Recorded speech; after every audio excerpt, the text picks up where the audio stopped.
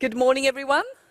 I'm Elisif Elvinsdotter. I'm my first time here, so I'm a journalist and moderator in Sweden, where I worked a lot on infrastructure. It's a pleasure to be here with you this morning. And welcome to the Transport Innovation Talks. It's a kind of TED Talk, where we'll listen to a number of interesting speakers with interesting ideas.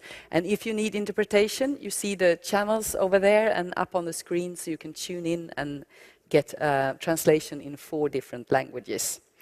And we have 4 innovative stories for you this morning, each one connected to how we use data, how we can be mapping patterns and opening up new possibilities.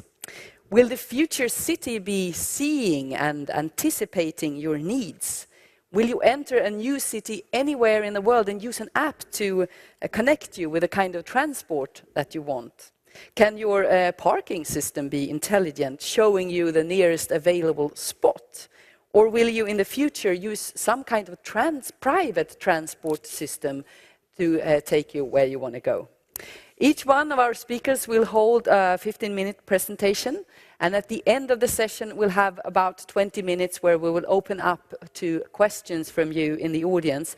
So please wait with your questions until the end of the session, as all of these talks sort of interlink with each other, giving different perspectives upon the same subject. So we're talking a lot about the self-driving cars these days.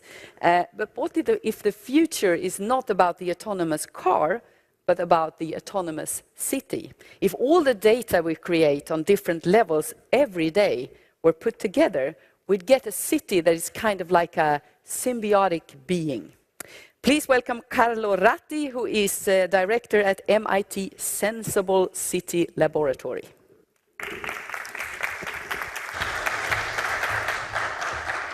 Thank you. Thank you. Good morning, everybody. Could we have the slides? Perfect. So what I wanted to do today with you is actually share some of the work we're doing at MIT Sensible City Lab, both in Boston and in Singapore, about mobility. And really the scale of the city, which is the focus of what we do. Now, I want to start with this picture. This is a picture that people used to be really fascinated in the 1990s. People thought that our world would become increasingly virtual, and because of that, physical space would be less and less important. 1995, there was a book called, in the 90s, there was a book called The Death of Distance by a person called Cairncross. 1995, Gilder wrote, cities will disappear because of digital and so on. We will not need cities anymore. Cities are leftover baggage from the industrial era. Well, this tells you how difficult it is actually to make predictions about the future, because no prediction could have been more wrong than this one. We now know that actually cities have been thriving despite digital. That's a picture from China. China this century is planning to build more urban fabric than all of humanity ever built. We know that since 2008, half of the world's population lives in cities, and this number could swell to 5 billion by 2030. So what has happened is actually that digital hasn't killed physical space. Digital hasn't removed the need for traveling, for moving physically over space, or the need to have cities, but something else is happening, which actually digital and physical kind of recombining in our cities. It's like, the worlds of bits and atoms converging with us in the middle. And that, what I'll try to show is that, it's actually opening up great possibilities, potential to understand the cities in a different way, to analyze them, and, to have different transportation systems and so on. We now can see, for instance, a city like this. This is a picture of Lisbon, mapped using billions and billions of data points from the taxi network. Something we couldn't do just a few years ago, we can now do and understand the city almost as a living organism. And when you have all this data, then you can analyze it. This is a project we're doing in New York. It's about to be published. So what you see here is actually all of the pickups and drop-offs of taxis in New York. You see Manhattan in the middle, and you see all the rest of the city. And then you can ask yourself, well, what if we actually people could share a taxi ride? Again, that's something you couldn't do a few years ago, but you can very easily do today because we've got real-time information in our pockets. The same reason why many of the apps that we use today that weren't working a few years ago is really because we got this ability to know in real time other people who might want to go the same route or need similar things in the city. So a very simple idea.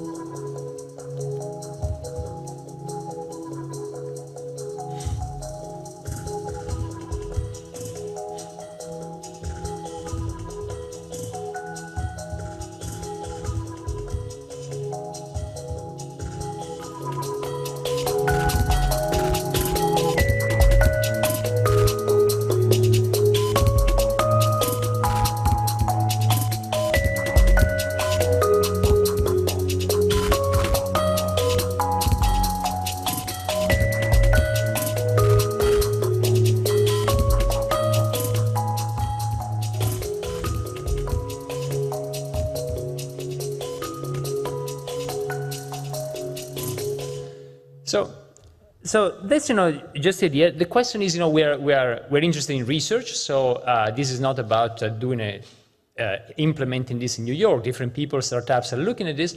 But from a research point of view, you can then ask yourself, imagine you have all this information about taxis in your city. And then what would be the minimum number of taxis if people were willing to share in order to take everybody to their destination when they need to be there? Well, if you look at this question is difficult to answer with traditional systems. Here you enter the field of big data in cities. And traditionally, you would have looked at this question using linear programming. But when you got this huge amount of data, then it becomes difficult to use traditional techniques. So what we did here was actually develop a new network science-based approach in order to look at all trips, these kind of billions and billions of trips or data points in New York City. You see the trips there. See all the trips that were shareable. And what you see here is actually the shareability, how many you can share, based on a small tolerance. You can say, I want to take everybody to their destination, give or take, whatever, 30 seconds, or 1 minute, or 1.5 minutes, which is what you see down there. And you see that as you actually expand that window, the network densifies. You see to the left and to the right, when you expand, you got more trips that can actually be shared. Well, if you do all the analysis and you process all the trips in New York, and then also in other cities, what you find is quite surprising that you could actually satisfy the same mobility demand with little over 50% of the infrastructure you have today. So you could remove over 40% of the cars that you have in the city and still take everybody to their destination when they need to be there. So quite a substantial change. And the interesting thing you see on this graph is actually that the curve saturates very fast. So we all know that in New York, taxis are a huge chunk of traffic and congestion and so on. But even if you take a city with less taxis, with a lower density, you get the same ability to share and you saturate to get to 100% sharing very, very, very quickly. So this is about how this data component can help us to understand better what's going on in the city and how we can respond to that information. The same is also happening inside the car. The city is becoming more intelligent or smarter. The car is also becoming more intelligent. In the next project, for instance, we're looking at inside the car, how we can actually collect a lot of information inside the car. In this case, for looking at road frustration. Incredibly stressful. It was the most stressful drive I've ever been on. Nevertheless, I think we have a lot of great content to measure road frustration because I'm certainly frustrated at this point.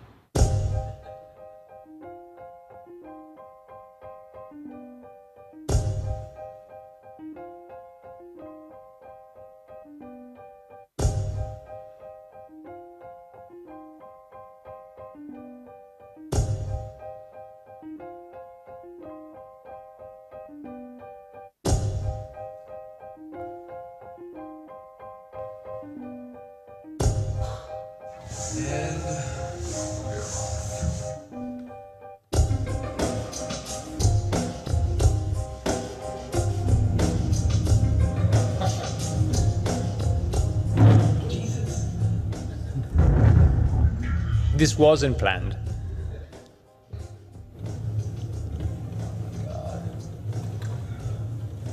Okay. Stop the car. So we were just sideswiped, and right now my stress level should be through the roof. We got the information, we'll have to process the data and see where it's really at.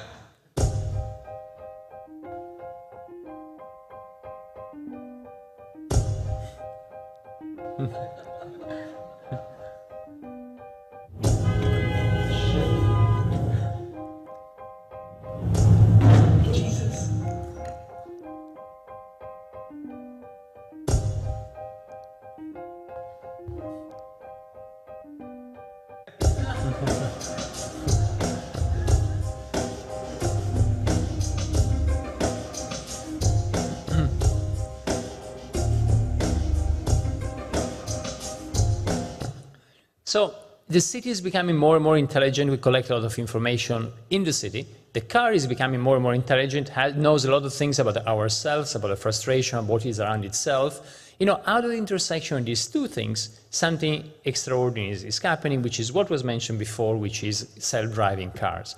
In our case, however, we got a number of self-driving cars at MIT. We're working with different groups. Google has some, and many other companies and universities worldwide have developed the cars. The technology is getting very, very close to being mature. There are some issues in order to deploy them because of insurance and many other things that you're familiar with. But the interesting thing, we believe, is not really the self-driving car itself. It's not about not needing to keep your hands on the steering wheel or being able to shamelessly send text messages while you're driving. The point is something else. The point is that when you got this in the city, then everything changes from the point of view of public and private transportation. So when you got this in the city, then the car can give you a lift in the morning to go to work, and then can give a lift to somebody else in your family or anybody else in the city. So effectively, you're blurring the distinction between private and public transportation. And when you do that, so we're actually working in Singapore and looking at quantifying this again. Our goal is to look at what is the impact on the city. Well, when you look at this, which is car sharing, so sharing the same vehicle not at the same time, but one person after the other, if you combine this with what we saw before about New York, about sharing the ride, not the car, but the ride, so at the same time, potentially, you could actually have a city where you take everybody to their destination exactly when they need to be there, but actually removing out of the streets 4 cars out of 5. Now imagine how would most of our cities look like if we were to remove 4 cars out of 5 in terms of parking spots, all the space you would free. If you think about it, it's a huge amount of infrastructure that's totally wasted today. We just use it for like what, half an hour, 1 hour, 2 hours per day, and then all the rest, the other 22 hours or 23 hours, you're just sitting and being a nuisance somewhere in the city, not being used. So actually, that shows that the impact on the city could be quite extraordinary. Now, if you look at this and you look a bit further down the line, so think about, according to some prediction, 2040 or 2050, then you can look at other changes. Now, we didn't have traffic lights once upon a time. Traffic lights started a little over 100 years ago when actually we got cars on the road. But now if car becomes intelligent, and if you actually have a condition where every car is a self-driving car, then you can think about a situation without traffic lights anymore. A situation where actually flows will magically mix without bumping into each other. You can look at something like this. Don't try it yet. Actually, I gave this presentation in Naples, and people told me, well, we do it already. Well, again, we are interested in research, so we're interested in quantify some of this. So this is actually, this piece here is an algorithm that has been developed by some colleagues in the United States, but not by our group. But actually, we're looking at the platform to quantify what would happen then. What is most efficient if you get a system of slots, and how can you compare different systems with the same safety level? Because it's easy to design algorithms that will allow you to do this, but how can you actually have the same safety level or increase safety compared to what we have today? And again, you develop some interesting mathematics in order to analyze this, to analyze the crossing and see how it works. And what you see again, it's quite interesting. What you see here is actually a traffic light, the same amount of cars coming. This is actually taken from a crossing in Singapore, from a junction in Singapore. And what you see, look at the left and the right, and that is being analyzed by the delay you're introducing on the system, how long people have to wait because of queuing, and also by the capacity. And what you see here to the left, you see how quickly then you get a lot of queuing. So people have to wait a lot with a traditional traffic light system. And that's having exactly the same safety in both cases in terms of distances and the ability to stop before bumping into somebody else. So, all of this is to say, these are some of the interesting things about the impact of self-driving on the city and how we can start to quantify it. Now, of course, we can do a lot of research like this, but then the important thing is how can we actually test it? And what we are trying to do now is work with the government in Singapore, where we have a part of the lab, in order to do hopefully the world's first ever a testbed where we got actually quite a large number of self-driving cars that people can call with their cell phone. They will give you a lift, give a lift to somebody else. So, hopefully in the island of Sentosa. But anyway, that's one of the designs we're working on.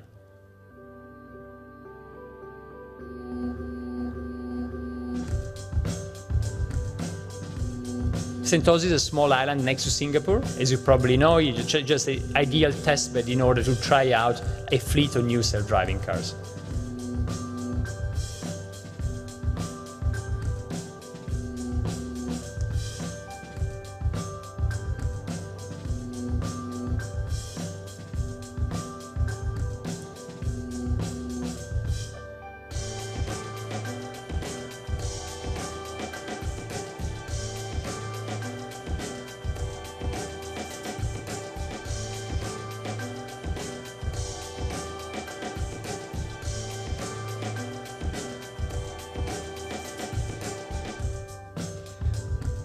And so in the last couple of minutes, all of this about self-driving and autonomy in the field of cars and their impact on the city. But as you know, autonomy actually is working, is being developed in many other fields. And so I wanted to share with you a project we did at MIT. Now you need to know that if you have been to our campus is a little bit messy.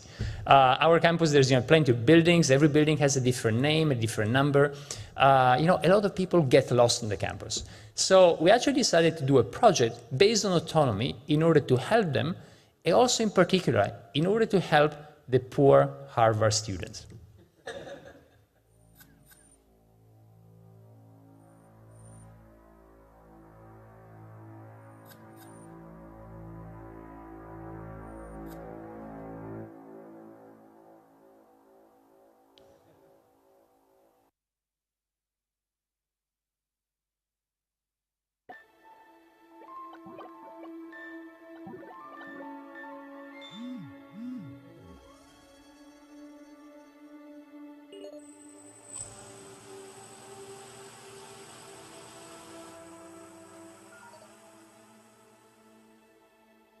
Welcome to MIT. Where would you like to go? Follow me.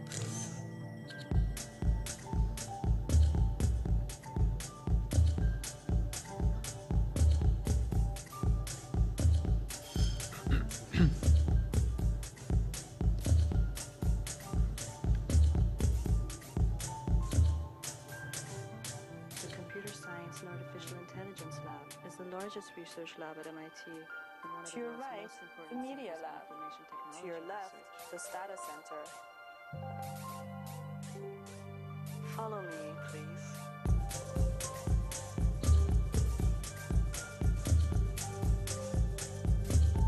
Approaching your destination.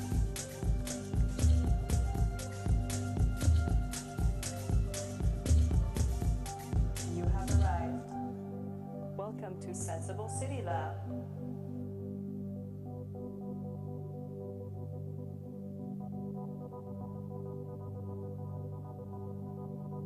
Goodbye.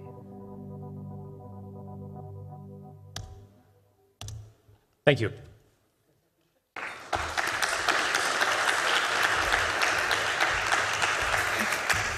So, Carlo, I have to ask you, I mean, this all looks like science fiction, right?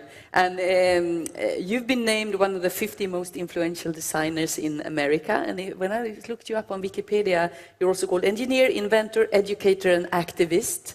And given all this that you're working on, I mean, I'm just curious about what is your vision of the future? Like 2050, when we're going to try to battle all the carbon emissions, what would your city look like? Well, let me say, as I was saying before, the first slide I showed, it's very difficult actually to think how things will be. I mean, you really don't try to predict the future. That's basically impossible. But what we can do, and actually that's what we see as our role at MIT, in our lab, in the things we do and many other people do, is actually what we can do is, do a little bit what Alan Kay used to say. You cannot predict the future, but what you can do is try to invent it. What you can do is try to propose things, and then it's a little bit like the evolution, the natural evolution, but in technology, it's actually proposing new things that then some of them will be successful, some of that will not be successful in the same way as it happens with natural evolution, but actually try to propose possibilities about how cities might evolve, and hopefully also to try to propose good possibilities that can actually make our cities, safer or more sustainable, using less energy, and ultimately, making sure that our cities didn't exist once upon a time. Like 7,000 years ago, here in Leipzig, all of us, we wouldn't live in a city. Had not been invented by humanity. We would be all hunter and gatherers.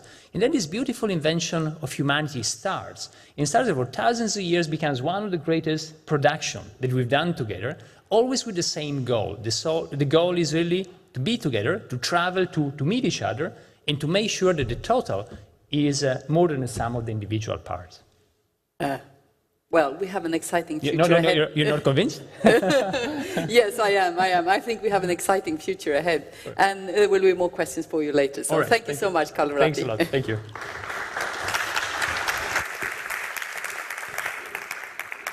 So our second talk for this session circles also around data visualization and interactive mapping. The company Stamen Design, they do a lot of mapping and tracking of data in different areas.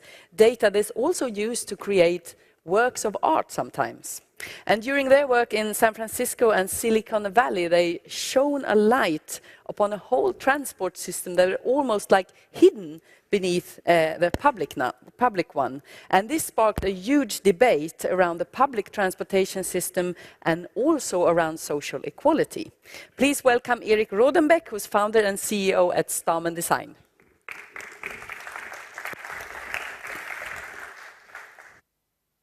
Thanks.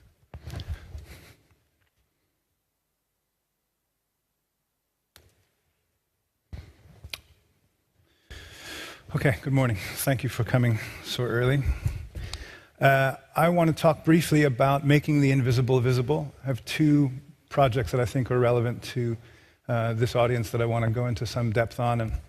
But I do want to start by showing just a few projects to give you a sense of the range of mapping and data visualization activities that are happening at our shop.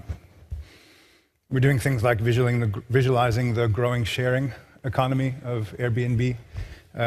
You can start to see, by making very simple maps like this, the growth year on year of the sharing services that companies like Airbnb are pioneering.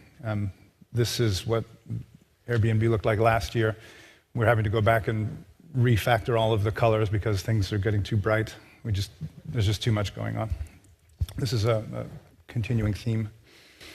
We're starting to also do work with companies like Iteris, which is a traffic visualization company in the United States, doing things like trying to help them rethink their interfaces so that rather than just visualizing traffic flows now or traffic flows in the past, we can start to do things like look at the offset between the traffic that's happening now and the traffic that happened in the past. So not just bottlenecks now or bottlenecks in the past, but a way of combining them and combining those views and starting to help them think through what those kinds of views might look like, and really trying to bring a kind of consumer aesthetics to dashboards and things that are traditionally only used by experts. And then we're also doing things like mapping open map data. If you haven't heard of OpenStreetMap, it's a sort of Wikipedia for map data. We do a lot of work with them. And this watercolor project that we put together was really an attempt to kind of stake some new ground for cartography, so that rather than everybody just making the same old Google map over and over again and maybe changing the colors and changing the landscapes, that we would start to make things where you couldn't tell what were made by hand and what were made by the machine.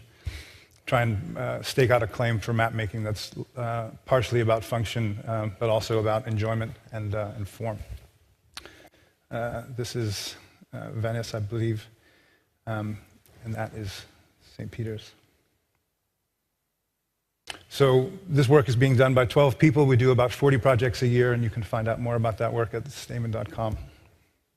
But I want to focus on two projects that I think are going to be interesting for this audience, specifically as far as an approach to technical innovation and this kind of wave of data that various speakers have talked about washing over us. This first one is about visualizing without knowing what your answers are, or even what your questions are, but proceeding anyway. We were asked by NASDAQ, the financial exchange in the United States, to help them come up with visualizations of the financial market that weren't just about lines going up and to the right, to help try and build some more public awareness about what actually goes on in the financial markets. What we found was surprising. This represents a minute's worth of stock data on the stock exchange. So 60 seconds from left to right. Each one of the circles is a set of trades. The size of the circle is the number of shares. The vertical axis is the price of that share. And then in this instance, the color is the stock that's being traded. So those two large purple dots here and here represent the same stock being traded at the same value in the same amount. And you can see that there's a lot of variation in here. This purple line that's going regularly is the NASDAQ stock market's robots saying, am I working? Am I working? Am I working? about every second and a half continuously throughout the day. If we change the color to not represent the stock, but to represent the trader, we get a very different picture. The green in this image is Knight Securities, which is the large trading network that released beta software onto the stock exchange a few years ago, and $63 billion evaporated because of those robots dancing with one another in a matter of seconds. Same thing here with color equals stock. We've got lots of different trades going on, and if we change it to trader, we see that Knight is dominant again. So we did a number of these kinds of studies, and we looked at several days worth of trading, and what we found when we started to look around a little bit closer were some images like this that were very surprising. So right in the middle there, you see a concentrated burst of activity, many different stocks being traded, all in very, very small amounts, 1 or 2, that's what all those tiny little dots are. And it has a very definite start, a very definite end, a top and a bottom, but no discernible pattern if you look at it by stock. However, if you look at it by trader, you start to see a different pattern emerge. And that's Goldman Sachs. This is a robot shaking the stock market and waiting for pennies to fall out. We see it again and again throughout the course of the day, things that look like activity that's semi-structured or semi-random or just kind of strange, when you view them by trader, turn out to be all the work of specific actors. And they have algorithms that they're operating and parameters that they're working inside of to be able to manipulate the stock market in different directions. We were not looking for these robots when we started the project, but they did seem to leap out of the data. So I want to take you through what this looks like when it's in action. These are, every one of these slides that I'm going to show is 1 minute of activity on the stock market. And right now we're all colored by stock. So in the beginning, before the market opens, we have a few robots making some general inquiries. There's one right over there, a few of them right here, making kind of very specific trades. We start to see, as time goes by, this is about 10 minutes before the market opens, some other robots dancing. And then about 5 minutes before the market opens, we get this kind of activity. And if you hold a ruler up to the top and the bottom there, they'll match exactly. That's a robot pinging simultaneously in very small amounts the top of the market and the bottom of the market just to see what's going on, with a lot of undifferentiated activity in between. Again, very, very small trades. Everybody's just trying to see what's going on. Then right here, we have a kind of bizarre collusion between 4 or 5 different robots dancing to drive the price of the stock up dramatically, again, over the course of about a second and a half. Then there's a lull, and then the market opens. So you'll notice these streaks here, right?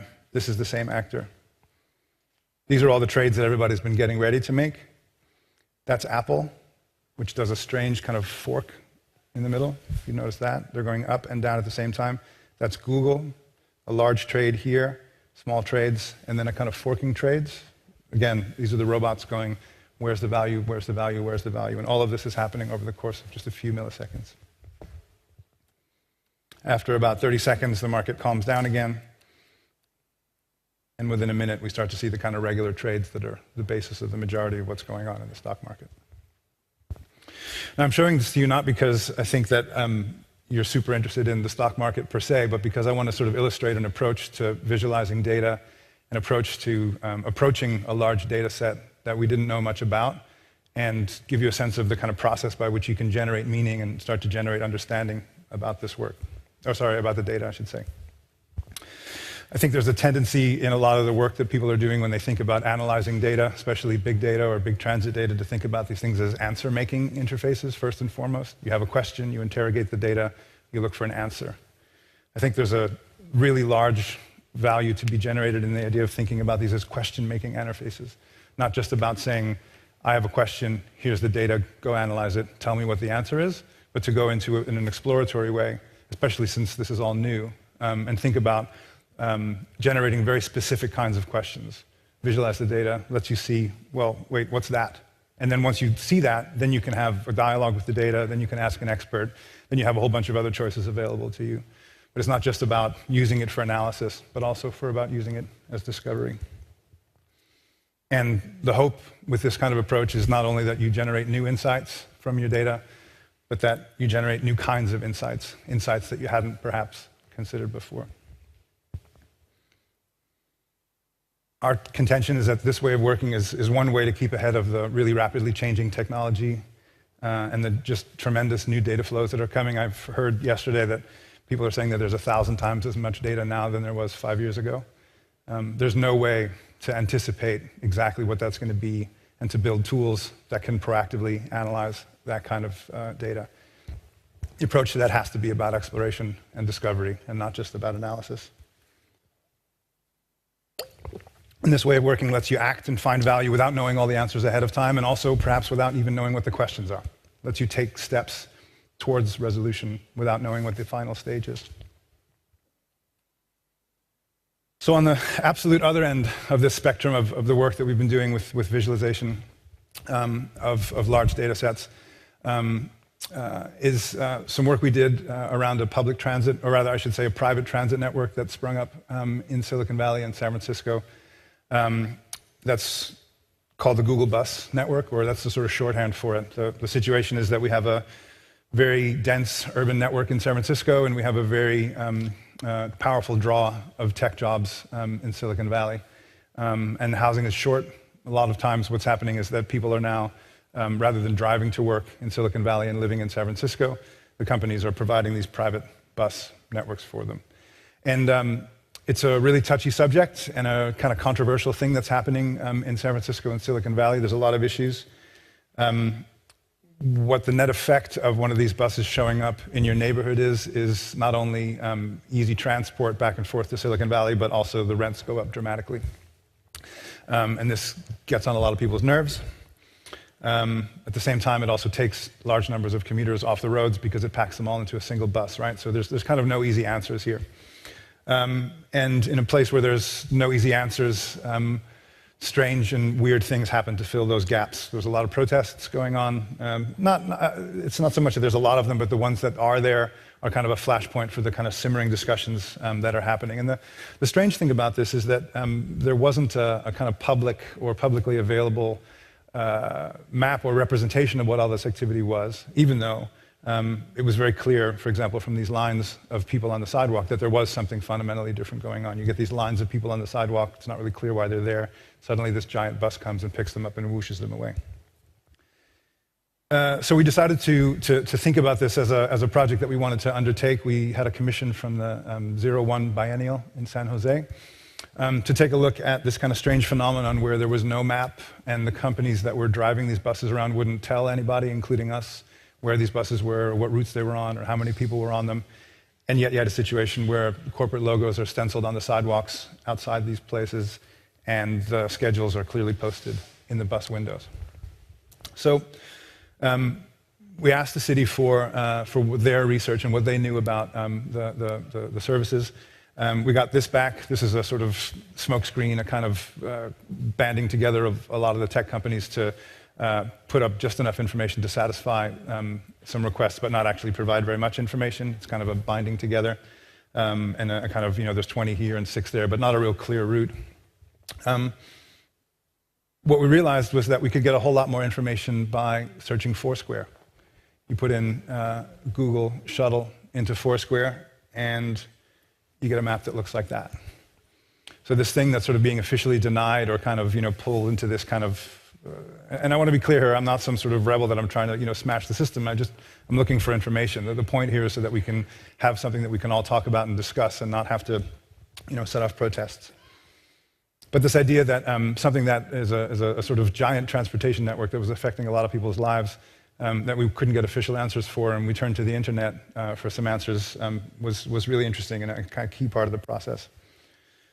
So we had a small budget from 01 to do this work, and so what we did was to take some open source software that we had written called Field Papers, which is a project that's designed to let you use paper atlases in order to digitize geographic information. And I have them here. You're welcome to come up and take a look at them. We sent bike messengers out into the street to follow the buses. We sat at the corner of 18th and Dolores in San Francisco and counted the people that got on and off. We hired people to stand on the corner of 8th and Market to count and take a look at some of these numbers, and started to develop a map of our own. It took about a month to collate all this and pull it back into our studio in San Francisco, and then start to pull it into a GIS system that we could start to use and make some interesting queries on. So this is a kind of geographically correct map of what that bus network looks like. But what we thought was a more interesting thing to do was to publish this work as though it were a transit network. This is what the final result of the project is a map of the private bus lines in San Francisco to Silicon Valley as surveyed by us. And the conceit here was, if this were a public transit network, this is what it would look like. You could get from the Apple bus to the Google bus at Civic Center if you wanted to. But in order to get from the Apple bus to the Facebook bus, you'd have to transfer at Hayton to Visadero. So we like that as a kind of gesture of, like, if it were public, this is what it would look like. And the net effect of it has been quite interesting. There's been a lot of protests and things like that, but also when you see real estate listings for houses that are close to the Google bus, a lot of times these are used in, you'll see this as one of the slides in the presentation. So this kind of appropriation is going on. Something that we had intended to be kind of provocative actually turned out to be a useful piece of infrastructure. So we like the ambiguity of that. But this is kind of the sort of way other end of a kind of complex data visualization project, of actually taking paper and hiring messengers and people on TaskRabbit and going out into the street and crowdsourcing essentially a map of a private transportation network that rides alongside the public one. So in closing, I want to talk about just briefly this idea of collecting and analyzing and reporting. A lot of what I heard in some of the talks yesterday, especially about big data when it comes to transport, was really about, okay, great, we're going to collect this data and we're going to analyze this data and then we're going to report on our findings to the public. And somehow we want the public to trust us that this is, that we've taken the steps along the way to ensure that this is all valid. And I want to suggest to you that there's a few extra steps that could go into that process that could make the whole thing a lot more easier and a lot more enjoyable and valuable for everybody, which is that in between the collecting and the analyzing, you do some visualization. You have somebody do the visualization. And then after you do the reports, you publish the data as well so that other people can do this. And then you repeat. And you do this as a continuous process. So it's not about collecting, reporting, and stopping. It's about a whole process of being open with data, making it public, and making it consumable. From where I sit, perhaps an interesting development to share with you is that people get genuinely excited about transportation data. There are bike challenges. People are doing this stuff for free. They're coming in on the weekends and playing. This is important. And doing work this way is a good way to engage and build trust with citizens, to be open and transparent. There's ways to do that that can be effective and make it work for you. And I guess my final message is that if you don't, people like us are going to come around and do it for you. Thank you. So if I am to ask you one question, your vision of these patterns that you're mapping and the future and the transportation systems, do you see your patterns emerging into what Carlo was just talking about? Oh, for sure. Yeah, I mean this is now. We were talking about this earlier. It's not. It's almost. I almost feel behind the times. It's not, there are no data problems anymore. There are no technical problems anymore. Everything is a data problem. Everything is a technical problem. This is the infrastructure that we live in now. Interesting. Thank you so much, Erik Rodenbeck. So how about the possibility to click an app on your phone and get a luxury car to drive you anywhere? But no, it's not an ordinary taxi. It's a completely different system. Please welcome Corey Owens, who is head of Global Public Policy at Uber Technologies.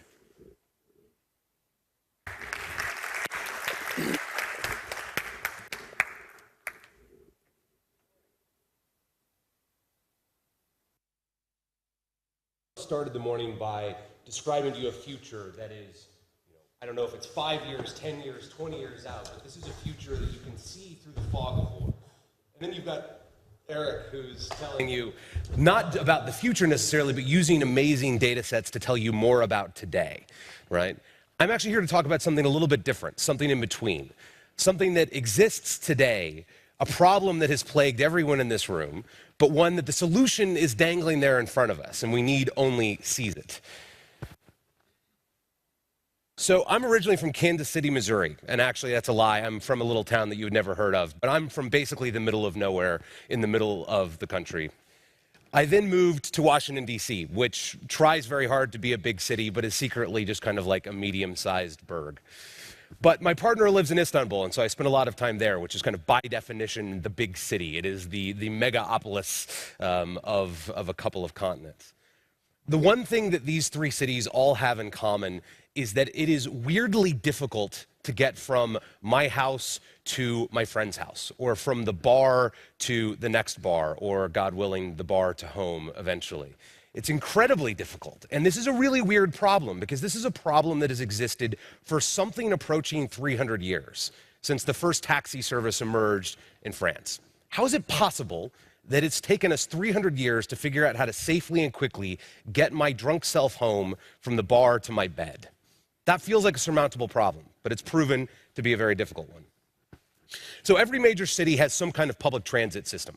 These are incredibly important. They move very large numbers of people. They are cost effective in terms of a per person moved from that perspective. They also, unfortunately, are not at all flexible.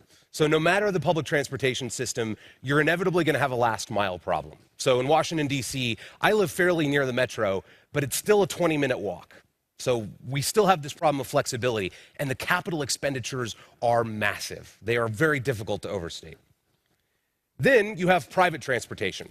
We all got a car, and that's great. Incredibly flexible. Never have a last mile problem. But it's also an incredibly poor sense of scale. This doesn't scale very well. It's incredibly expensive for cities. It's incredibly bad for the environment. And I just had to put up a gratuitous shot of my personal transportation. That's all. So somewhere in between is for-hire transportation. I actually thought it was really interesting that Carlo talked about taxis, and that actually we're talking now, again, with Eric about kind of this quasi-public, quasi-private transportation system. Somewhere in between are taxis. And they have a little bit of both. They're fairly flexible, for sure. They're fairly cheap, yes. But they're also these incredible structural problems for cities. And they're not quite as responsive today as the world that we once imagined. In San Francisco, 35% of taxis, when you call them, just won't show up. 35%. Now, I don't know how many of you are in the private sector, but even in the public sector, no offense, a 35% failure rate, that would never last. In no other world is a 35% total failure rate acceptable. Meanwhile, even when it doesn't fail, 27% of these cabs take 30 minutes to show up. 30 minutes? If I'm the guy who's got keys in my pocket and a beer in my hand, and I have to make a hard choice about what I'm going to do in a less than objective state, 30 minutes? Is that really a time that we want to wait for myself and my beer to make a decision? I think probably not. But this isn't just bad for consumers, it's actually really bad for the drivers as well, and we don't talk about that nearly enough. In every major city, you can find this, a queue of taxis where you have some of the city's most important assets, most important labor pools sitting idle. What does that mean for the driver? It means that you have guys who aren't making money. It means you have guys who are struggling to feed their families. Meanwhile, you have consumers who are pissed at them for not providing a good service. How is it possible that both supply and demand are being failed? The consumer and the driver are both being failed by our system. Ultimately, this is a very simple matching of supply and demand problem. This graph and some version of the story about taxis is included in every Economics 101 textbook. Every single economist sitting out here, and I know we've got a bunch, every single one of you knows the story about taxis and how it is not the right reflection of a supply and demand curve. But knowing that this is a basic supply and demand problem doesn't make it feel any better when it doesn't work. And so do we find ourselves with an intractable problem? Do we find ourselves 300 years later with the smartest people in transportation in the room simply unable to solve this? To date, yes. And the answers that I have are not answers for 50 years in the future, and I'm not even sure I can better describe for you the reality of the status quo. What I'm saying is that it actually takes fairly small changes because the underlying problem is fairly simple. It turns out that we all have cell phones in our pockets now. Everyone in this room does, and increasingly, everyone around the world does. An Android smartphone, what now counts as a smartphone, is $20, or it's $0, and all over the world. Meanwhile, we have these incredible data sets that can actually shed light, as Eric was saying, onto existing curves of supply and demand. And so suddenly we have mobility, we have personalization, we have data. Is this a possible solution? I think it is. I think what you get when you match the idea that every one of us has a phone in our pocket that's beaming real-time data with incredibly large data sets that can help predict for the suppliers what the demand curve looks like, I think you can serve an incredible number of people with a much smaller number of assets and make a much more efficient use of the labor pool. What does this mean for consumers? The first is just, this all got a hell of a lot easier. Full stop. That's it. It turns out that you can just push a button and something happens that used to take 30 minutes or not at all. There's honestly just a simplicity and a convenience here. But that's not the most interesting thing. You can also build choice into the model. Suddenly this idea that you only had one choice, because honestly, this is your only choice, standing on the street corner looking like an idiot, right? If that's your only choice, then we're kind of locked into this system of supply and demand that's very structured and very rigid. But what if we can provide choice? What you get is this. You get average wait times in the biggest cities in the world that barely give me time to finish my beer and sign my check. I can drink pretty fast, so in Mexico City, I could probably down my last beer, but maybe not in Chicago. That's what that means for consumers. Response times that were unfathomable just 5 years ago. It also means that as we get scale, we actually get improved response times, which is actually really counterintuitive.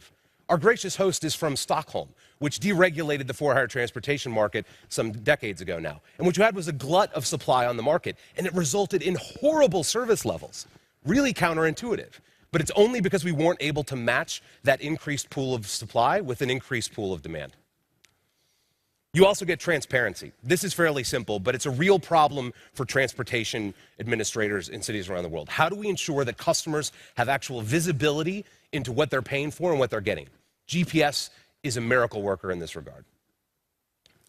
Finally, you actually get a service that customers want. And I know that it's so easy to say that, but you're talking about reverse churn in the transportation industry. That's really, really hard to find. In almost every other mode of transportation, over a long enough time horizon, people stop using it for one reason or another. Uber hasn't been around very long, and we're just one example of this phenomenon. But in our 4 years, literally over a long enough time horizon, everybody comes back. When was the last time you were able to say that about a taxi? But it's not just for consumers, and again, I think it's important for us to talk more about drivers as a general rule. The data sets involved here provide incredible transparency to the driver. It's not just how can we tell a driver where the passenger is. That's actually fairly easy. That technology is not very hard. But with big data, we can also tell them, what does a city look like in real time? It's not just there's a passenger over here, but it's that there are actually 20 passengers over there, and there are 20 cabs over here and no cabs over there. That's actually a much more complicated problem at first, but as you build more and more data, you empower drivers with more and more information to make smart decisions. Taxi drivers, as much as they're easy to hate on, are actually rational actors. They respond to financial incentives just like the rest of us, and data is how we give them those financial incentives. It also means, most importantly, that drivers make more money. This is plain and simple math. It turns out that a fully utilized vehicle using technology like this, whether it's Uber or any of the other solutions available, can net somewhere between 2 and 4 times what they make in an existing taxi system. Money talks. And it turns out that doing 10 6-minute trips in an hour, as opposed to waiting for one 30-minute trip in an hour, is an incredibly profitable endeavor for the driver. Perhaps most importantly for this crowd, this is really important for cities. So this is the street that I used to live in Washington, D.C. Quiet neighborhood, nice little neighborhood, historically black neighborhood, historically working class neighborhood. You could not get a taxi there to save your life. I think literally, if I needed to save my life, I could not have gotten a taxi. Well, this is Chicago today, and unfortunately that's a little washed out. But what that shows there is what the city of Chicago has designated as historically underserved areas by taxi. And this is a map of Uber trips in Chicago. 4 out of 10 trips in Chicago right now are being done in underserved neighborhoods. 4 out of 10, 40%. It's no longer underserved when it's nearly half. Why is that? It's because when I go to Northeast DC, I know that there's actually a trip waiting for me on the other end.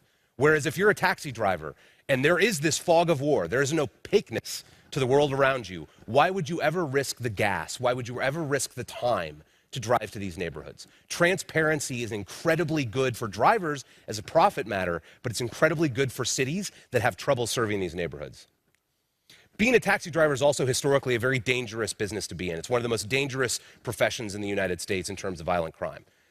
So how can we fix that? Just take cash out of the equation. So in the 300 days preceding Uber's entrance to the city of Chicago, the taxi crime looked like the chart on your left. The day that we entered the market in the 300 days following, taxi crime in Chicago decreased by 10%. We don't operate taxis, and yet somehow 10% drop in violent crime in taxis. Simply by doing something as simple as removing cash from the equation, something that the people in this room have wanted to do for a very long time, actually has the result of decreasing crime. It turns out all we have to do is do it, which I know sounds easier said than done. This is not my chart, but I actually think it's really important, especially for the guy like me who's looking to finish his beer before he gets in the car. 10,000 people in the United States die every year on the roads. It's unforgivable. As policymakers, as citizens, that should be an unforgivable sin.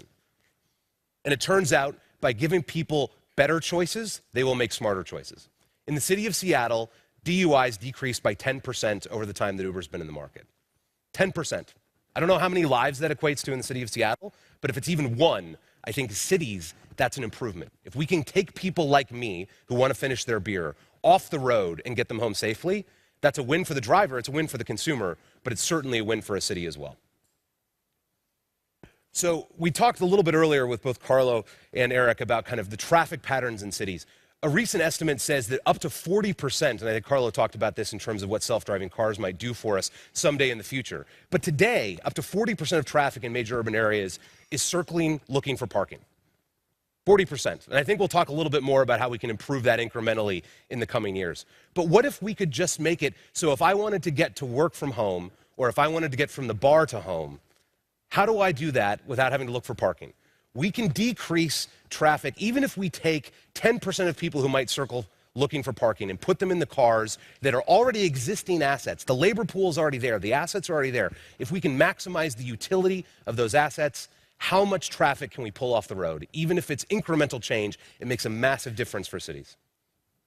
So I used this slide earlier for consumers, but I think it's equally important for cities. The OECD has actually produced several reports that talk about the lack of transparency in the transaction that happens in a taxi cab. It's a cash transaction, it's very poorly reported, and the tax revenue lost for cities is in the billions of dollars. But all of these trips are done digitally. It's a cashless transaction, there's a digital record of every trip. We're talking about untold billions in tax revenue that can be tapped, all while increasing the revenue of drivers.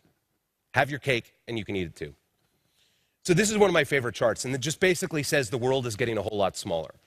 And you can't see it here, so we'll zoom in a little bit. But the short version is that because the world is getting smaller, we have an expectation that our transportation systems travel with us. The minister from Singapore yesterday was talking about, and the minister from New Zealand was talking about it in a different session. There's a theme here that we're increasingly looking at either citizens of our place or visitors to our place that are looking for consistency and predictability in their transportation network. We can now map travel patterns around the world that use Uber, and what we see is that whether you're in Amsterdam or Bogota, whether you're in Bangkok or Brussels, you have the same kind of usage patterns. Fundamentally, as much as we all feel like special unicorns, the problems that have plagued for-hire transportation for a very long time are fundamentally the same. And if we can fix them in one place and we can scale it quickly, then we can fix it everywhere. Not quite everywhere yet. 36 countries and 120 cities is where Uber is today. So why aren't we everywhere is kind of where I'd like to conclude. It's actually not the tech. So Eric actually, I think, made a very good point. Nothing is really a tech problem anymore. Nothing is really a data problem anymore because everything's a tech problem. Everything's a data problem. So why is it that we're in 120 cities and not 12,000 cities? And it comes down to essentially what the group of people in this room can control, which is policy. We can't actually move the taxis or the trains around like pawns on a chessboard. If we could do that, we would have solved all of these problems a long time ago. What we can do is we can use public policy to create financial incentives, to create public interest incentives, to create rational actor incentives that lead people to do the things that we want. Like the watermen on the Thames when the very first horse and buggy taxis emerged in London, there will be protestations that this is different, that this is bad. Those protestations have succeeded in defending a broken system for 300 years.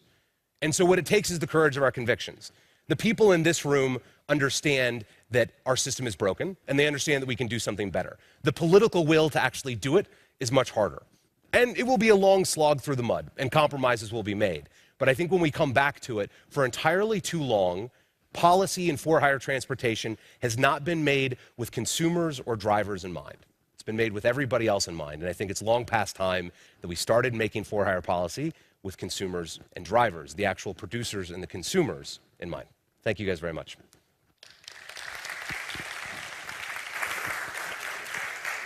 You mentioned conflict, and I mean, you don't fit the traditional business model. So there's been protests. I mean, in Paris, one Uber car got attacked by cab drivers, and there's been authorities that have been trying to shut you down. And the service you provide, I mean, it's something nobody expected. So how much do you think that you have to adapt to regulations that are already there? And how much do you think politics will change for you? So I think that as with any significant change, you can adapt the innovation, you can adapt the disruption to the status quo. And that's fine, and it works, but what you'll get is marginal change.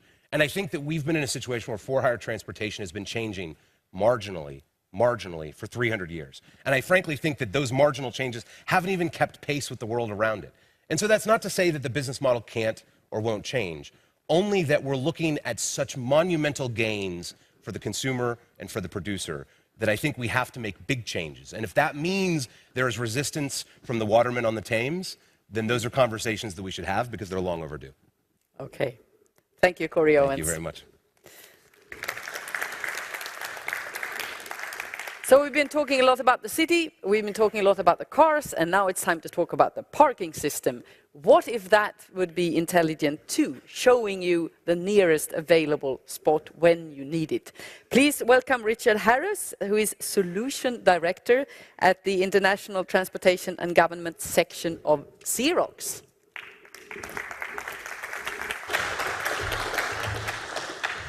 Can I take this down? Can you take that one down?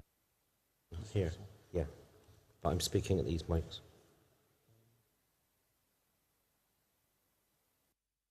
Oh, I want this one away. Take this away. Moment. Thank you.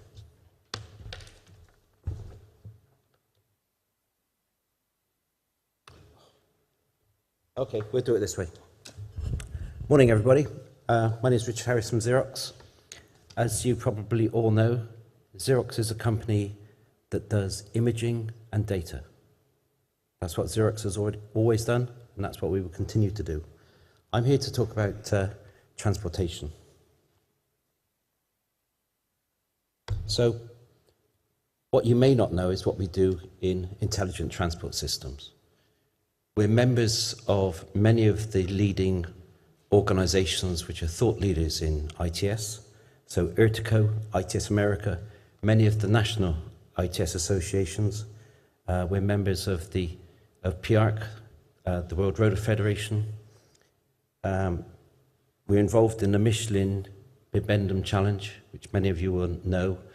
And we've recently signed an agreement with the University of Michigan, where Xerox scientists at our centers in Park, in Webster, in New York, and in Grenoble, really good scientists are going to be dedicating their time to working on connected vehicle technologies to help us move this forward. The Mobility Transformation Center in Ann Arbor will be launched this September, and the intention is that they will have a fleet of maybe 20,000 vehicles going around that area of Michigan, and we will be involved in that with our research scientists. When it comes to transport, what do? Well, every single year, we process more than $5 billion in road tolls. Every day, we process more than 200 million public transport tickets. one of the things we focus on are the back office systems. And when the only time you notice a back office system is when it's not working properly. So that's why many of you may not know the depth of what we do in transportation. Our vector system that handles the tolling, collects money from many different agencies, does the reconciliation of that money and sends it back out to them. So it's a huge financial operation as well as a tolling operation. So authorities around the world rely on our services, and we're really pleased with the way that we do things at the moment. So moving on, the ITS that I'm involved in, and I should say that my personal ambition is to help unlock the community-wide benefits of ITS. I think all too often, up until now, we've had niche people, niche sectors benefiting. I want to help the community and unlock all the benefits. So when it comes to the authorities, the reason they invest in ITS, it's always one of or a combination of safety, efficiency, mobility, the environment, the economy, and accessibility. When it comes to the more forward-thinking authorities, they also care about the quality of life, health, and inclusion. When we talk about the private sector investing in ITS, why do they do it? They want control, to know exactly what's going on. They want more efficiency. They want compliance. Because for these respectable companies that invest in ITS, they don't want to break the regulations because that's inefficient. They want compliance. They want to be competitive. They want scalability so they can adjust their services up and down. They want to increase and improve service levels, engage with their stakeholders to get loyalty. So these are the driving factors of why the authorities and businesses are investing in ITS. So ITS, everybody's heard of it. It's really, really easy. An ITS system should make things safer, surer, smoother, smarter, and simpler. That's the ambition of an ITS system. They should support policy and business outcomes. They're enabled by technology. They're not about technology. I don't care about the technology. I care about what they do. One of the important things with ITS, any system that's implemented, is to understand the effect that you have. So to capture the benefit. So an example would be, if you did something which gave you an effective increase in road capacity, if you don't measure that increase and capture it, it would just fill up with traffic. But if you measure it and capture it, you can decide how to spend that advantage. Maybe you give more time to pedestrians, or to bicycles, or to buses, or to trucks. But unless you capture that benefit, that gain, it just disappears. And the one thing that every ITS project, demonstration, implementation, deployment has in common, and it's the biggest challenge, is the introduction of this technology always makes us work in a different way. And it's that organizational, institutional challenge which is always the limiting factor on how quickly we manage to deploy things. And when it comes to services, we want to generate and run services which are accepted by the people they're aimed for, convenient, reliable, robust, safe and secure, cost-effective, and fair and consistent. Why wouldn't you? I should say that on the introductory slide, it had me down as coming from the USA. You probably guessed by now that I don't. I come from the UK. And I work for Xerox, and Xerox thinks it's a US company, but actually it's a global company. But I have to explain to my colleagues the difference between how we think in Europe and how they think in the US. In Europe, we think 100 years. Sorry, in Europe, we think 100 miles is a long way. And in the US, they think 100 years is a long time. And us Europeans know that that's not true. So as an illustration, I'm going to just show you my brief development of ITS. So bear with me. So ITS started fairly recently. In 1760, we had there's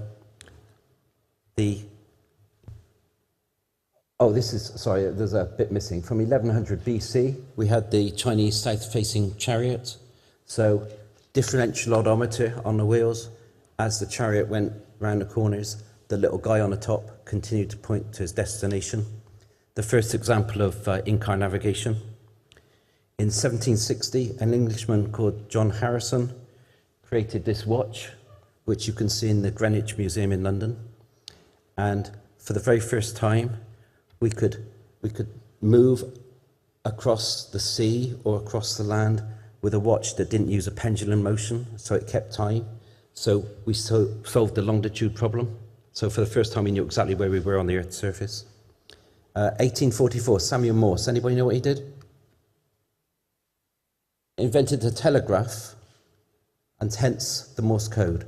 So the telegraph meant for the very first time we could send a communication without sending a person.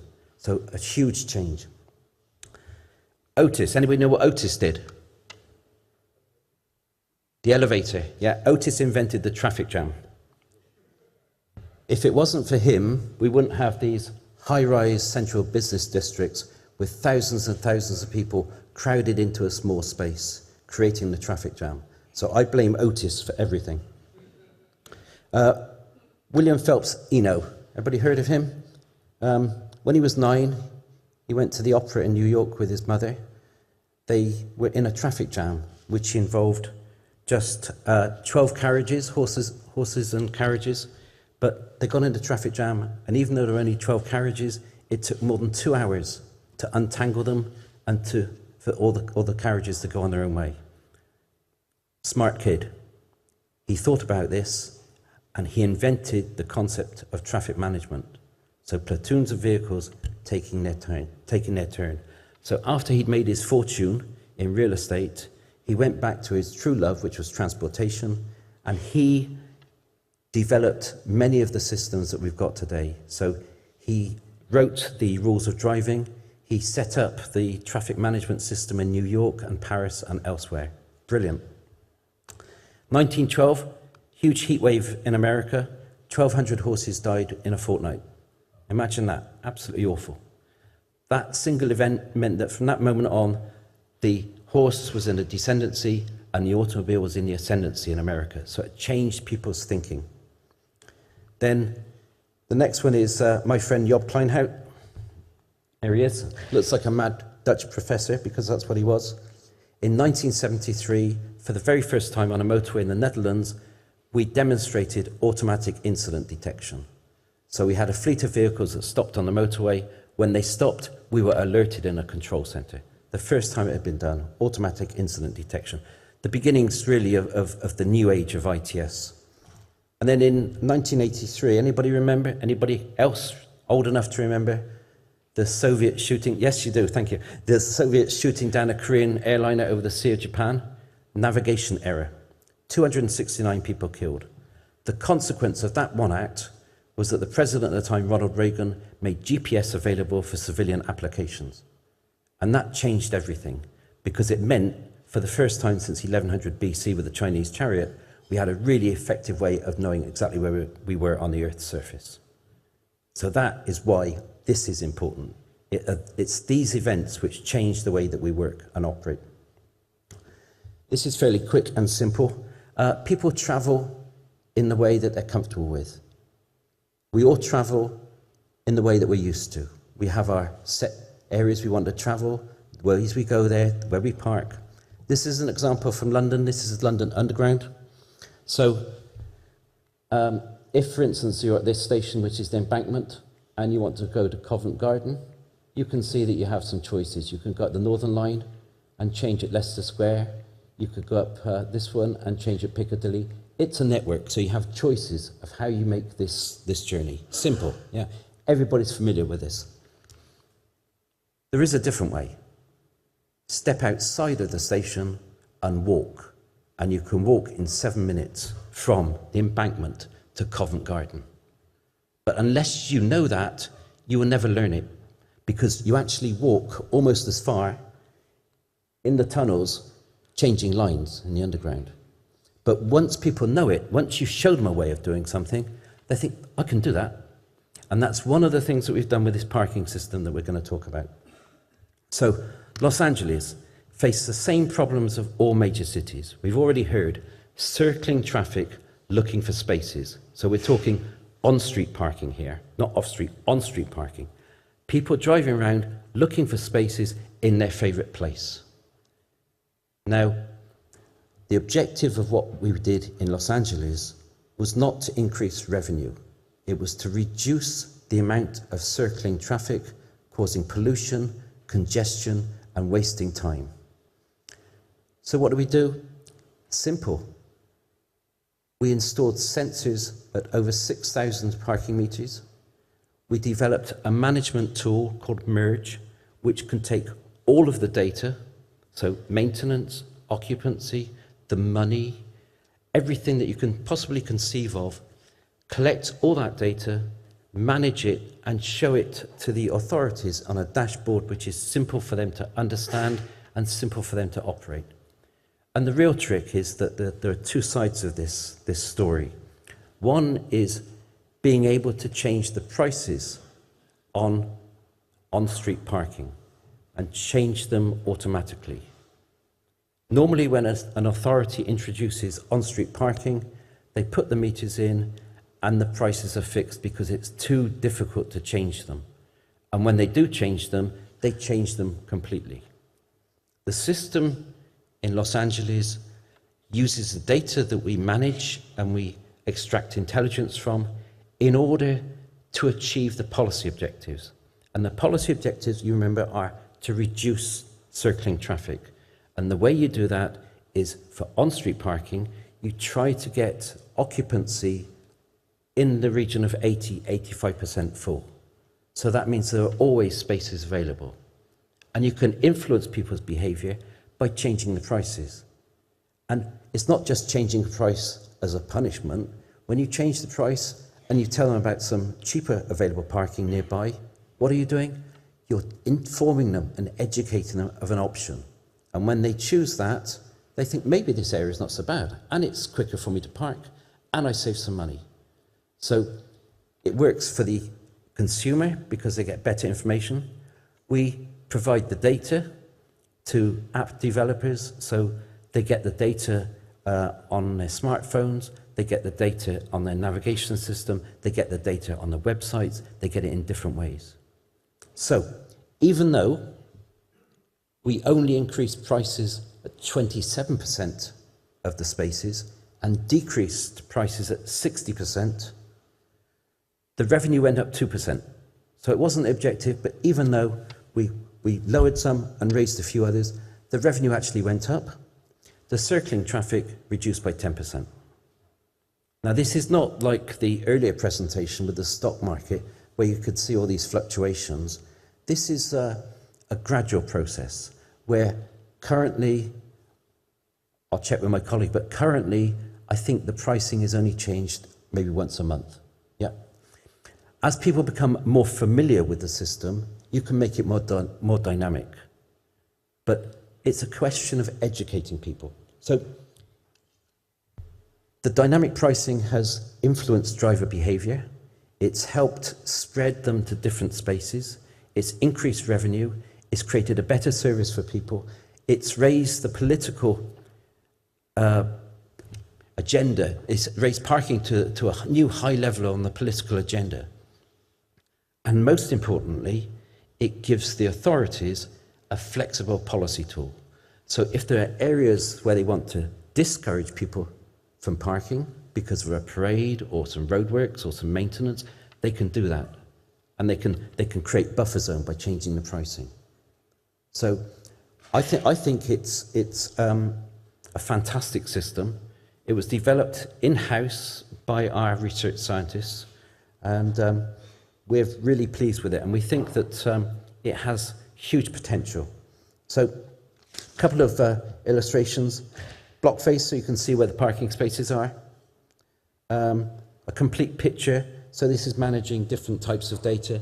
It's managing the occupancy data, the payments, paid and not paid, the policy areas where no parking is allowed, maintenance and enforcements. So all that on a dashboard, and you think, okay, but this is what the public can see.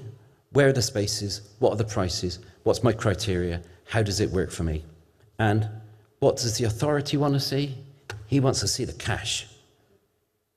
And with this, he gets accurate picture. So for me, this is a real policy tool. It's exploiting the huge amount of data that's coming from all of those sensors and the other systems. And it's a plug-and-play system, because we don't demand that a city would throw away all its legacy systems, just plug and play. And it's not just my opinion, it's also the opinion of the International Transport Forum. So we're really proud to get the award yesterday, and look forward to rolling this out and proving it even further. So thank you very much. Microphone. So, Richard, you tried this out in LA, and I'm curious, how far away are you from, the app that will tell you this is the nearest spot? Not far. Well, we have it already. We have it already. The thing is that what some people get confused about is they think that this system would reserve a spot for you, and it doesn't. Every time I go to America, my wife reminds me to watch what I say, because they carry guns. So the last thing I want is for somebody to think, that's my space, it's reserved, and somebody else is parking there, because these people carry guns and there's no messing about with them. But with the app, what's available, it's there, it's working. Okay. I'd like to welcome all the other speakers up on stage now, and open up the floor for questions from you in the audience. We have a couple of, you can take one of the handheld microphones, and Carlo, you get the other one. And just raise your hand, and then maybe state your name and the company or organization you're working for before you ask your question. Come here and stand all together, so it looks better on camera too. So, we have any questions from you?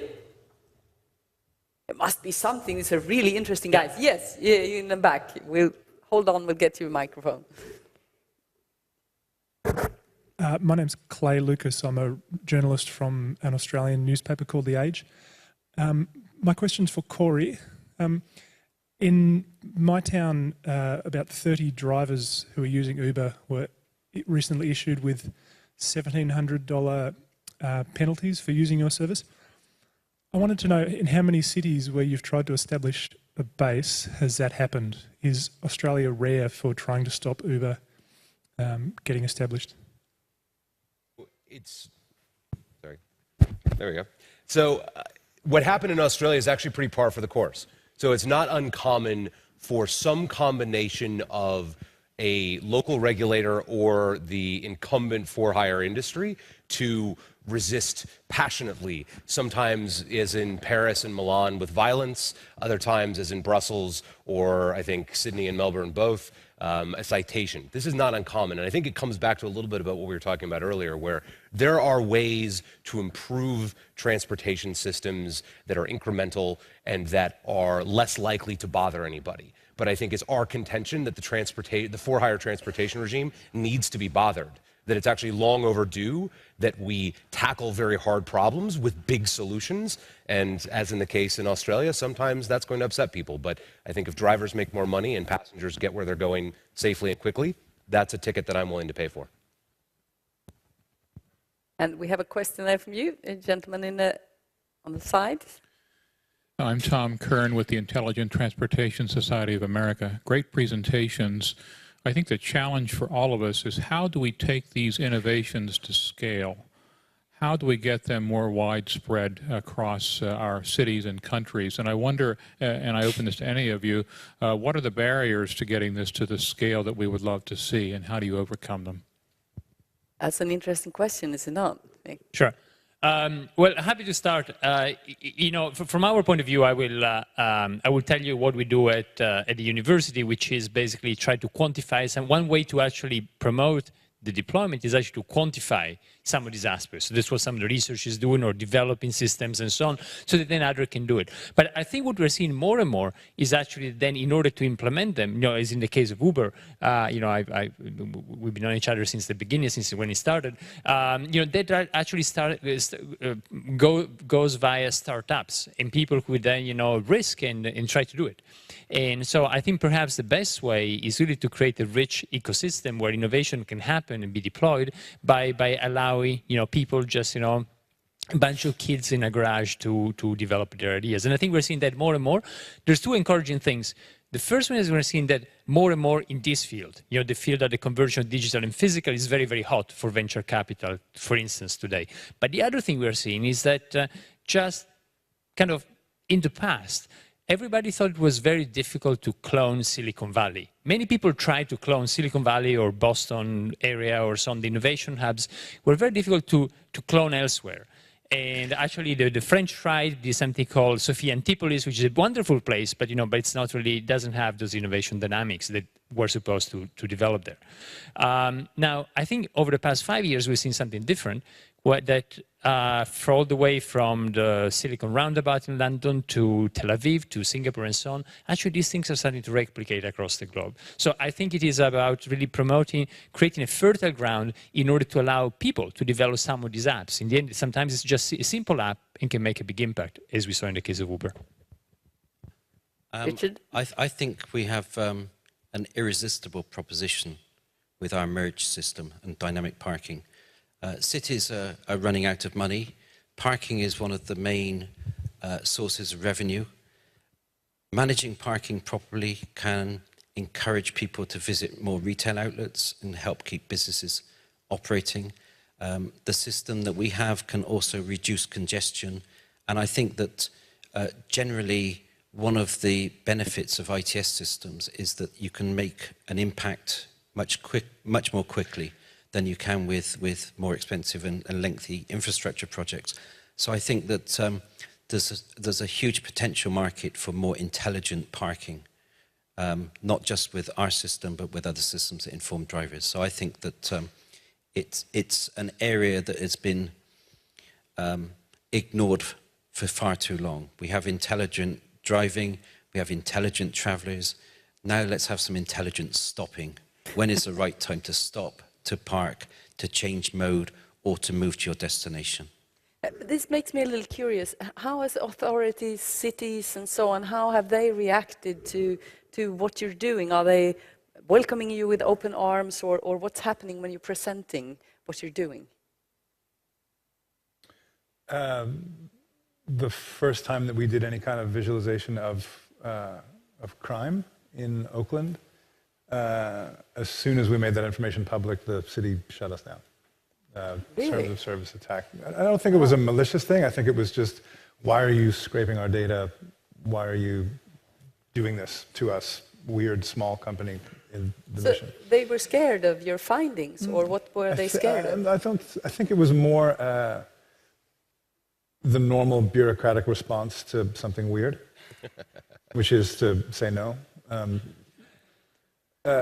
And what we found is that within about 3 months, by talking to the city, it was an opportunity for us to reach out to the city's police department and build trust with them. I mean, that was, I think, the fun part. If we had tried to call up the city's police department and say, hey, can we please have access to your data, we'd still be waiting and there would be no project. So the sort of act of being proactive about going and getting the data and then making it very, very publicly accessible, I think was the thing that sparked the conversation about how to engage with a municipality. And you've had similar problems, Corey. I think this comes back a little bit to what Carlo was saying about it's an ecosystem question as much as it is anything else, right? It's an attitudinal shift, right? So take Sydney, right, as one example, but Sydney's not the only example. Perth, on the other hand, has decided, actually, we think this is pretty interesting and we're going to let this play out. Or take London, where they said, actually, this looks like it's protecting consumers and improving service. And then what you have is 10,000 taxis threatening to go on strike. So I think it's easy sometimes to think about, especially municipal governments, as being inherently anti-innovation, inherently resistant to change. And certainly there's an element of that all around the world. But I think fortunately, there are examples increasingly of cities and states and countries that are willing to say, what we've done before has not served our population well, and it's time for us to let new, big, bold ideas play out. Can I respond to the scale question for a second? Sorry. But as far as scaling these kinds of things, I think it's not so much, at least as far as the visualization and the kind of mapping work is doing, it's not so much a question of how do we scale it, but how do we respond to the scale that exists. I was talking to one of the guys from IBM yesterday, and he was saying that A lot of the roads that exist, there's basically fiber optic networks that have been laid alongside the roads to power the blinking signs that say go left or right, or here, this is the time. And that one of the things that you need to account for in those fiber optic lines is the noise, essentially, that comes from having these cars drive along the side of the road. Well, it turns out that that noise is actually something that you can use to measure the traffic that's going along the road. So we've already got and developed an incredibly efficient system for tracking traffic that was entirely an unintended consequence of just putting wires alongside the road. So for me, I'm more concerned about sort of responding to the kind of absolutely gigantic opportunity of being able to kind of take the instrumentation that we've laid and do something with it that's quite efficient and interesting. Yeah, but I actually want to say, all the cities we've been working with actually have been very, very, I mean, we see a lot of excitement in cities all over the world about actually embracing new technology. I think mayors in particular, they really want to change the quality of life of cities. They want to give new services to citizens. Every mayor now is talking about smart cities. Sometimes they don't even know what it is. I heard a mayor who came and said, we put, bicycle in the cities, so we're a smart city. I mean, they sometimes, they don't even know, but they want to jump on a lot of technological development. So I don't think that the cities or public officials are in particular here being conservative. I think the people who are being conservative, is in the case of Uber, as we saw, is actually some of the people, who are the same people like, when the train went to the west of the United States. And at that point, the diligences started assaulting the train. And started to stop the train. But of course, we know the story. Then the train went, and people who jumped on the train are the ones who then made history, and the other people were swept away by the train. And I think so. I think the resistance to the system mostly came for leader interest groups, sometimes very vocal, such as taxi drivers, or in other fields, some of the others who are threatened by the change. But I think mayors today are particularly innovative, actually jumping on a lot of innovation. I just wanted to say finally that. My presentation has been kind of the policy overview. I'm not one for the technical details. I normally do these things on my own, but I'm fortunate today that my colleague Ono, stand up, stand up, stand up, stand up. I'm going to keep saying it, you stand up. Who's standing up there, you'll notice. He's the guy that actually invented all this merge stuff. So if you have detailed technical questions, I'm happy not to answer them. You can approach him. Okay, thank you so much. Corey Owens, Eric Rodenbeck, Carlo Ratti, and Richard Harris. And thank you all for listening and participating in this session. And a summary of it will be up on the ITF website in a couple of hours or so. Thank you very much. Enjoy your day.